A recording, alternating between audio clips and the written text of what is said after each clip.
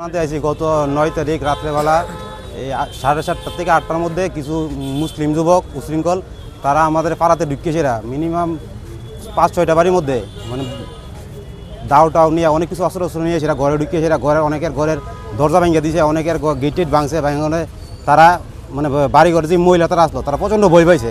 এই ওই টাইমে আমরা পাড়ার মধ্যে আমরা ছেলেরা কেউ আসলাম না আমরা জানি সেটা পরে বাড়িতে আসার পরে আমরা এটার প্রতিবাদ জানানোর লেগে আমরা ইয়েতে আইতে আসলাম থানার মধ্যে আইতে আসলাম।